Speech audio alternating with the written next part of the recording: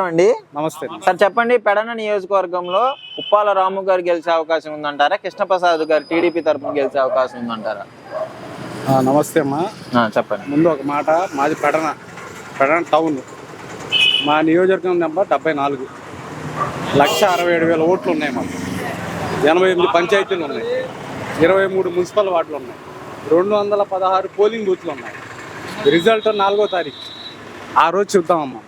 రాంప్రసాద్ వాళ్ళ అబ్బాయి గెలుస్తారా లేకపోతే కాగిత కృష్ణప్రసాద్ గెలుస్తాడా అనేది ఆయన కోసం ఎంతవరకు వెళ్తాను కదా మేము రెడీగా ఉన్నాం.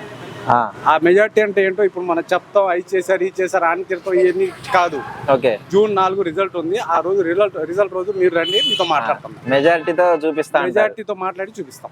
ఓకే, ఏంటండి అంత కాన్ఫిడెన్స్ ఏంటి, అంత నమ్మకం ఏంటి? ఉప్పాల రాము అండి, అక్కడ జగన్ అన్న, ఇక్కడ ఉప్పాల రాము అన్న. అక్కడ జగన్ అన్న, ఇక్కడ ఉప్పాల రాము అన్న. మీ నమ్మకం చూస్తుంటే నమ్మకం ఏంటండి? మాటలో లేదా? నేను మాట్లాడే మాట ఎట్లా మాట్లాడుతున్నా, ఏం చెప్తున్నా వింటున్నారా? నేను మీ మొహం చూసే మాట్లాడుతున్నా, అటు ఇటు చూడట్లా. అవును, మీరు అడుగుతున్నానని నేను మీకు చెప్తున్నాను. అవును, అక్కడ జగన్ అన్న, ఇక్కడ ఉప్పాల రాము అన్న. ఓకే, అక్కడ జగన్ అన్న మాట, ఇక్కడ ఉప్పాల రాము అన్న బాట. అంతే, తిరుగులేదంటారు. ఫైనల్. మరి ఇప్పుడు అపోజిషన్ వాళ్ళు కూడా ఆప్షన్స్ లేవండి. పాలిటిక్స్ అన్నాక అపోజిషన్స్, రూలింగ్ పార్టీ అని కామనే, ఎవరు ఇష్టం వచ్చినా వాళ్ళు చేసుకుంటారు. కానీ రిజల్ట్ అనేది జూన్ 4 చూద్దాం.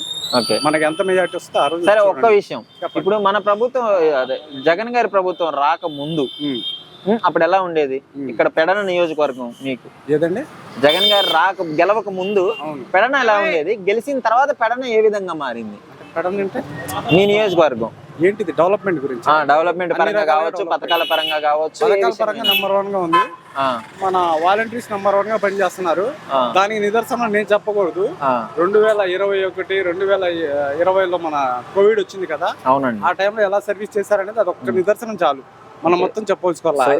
కానీ వాలంటీర్ల మీద కొన్ని కామెంట్లు చేశారు. కామనే కదండి, ప్రతి ఇష్యూ మీద కామెంట్ అనేది వస్తుంది. దాన్ని మనం తిరిగి వర్క్ చేసి చూపించాలి, దానికి సమాధానం చెప్పాలంటే. ఓకే, అసలు వాలంటీర్లు పెట్టడం ప్రజలకు ఉపయోగమే అంటారా? మీ అభిప్రాయం ఏంటి? మన ప్రధానమంత్రి నరేంద్ర మోడీ గారే మెచ్చుకున్నారు.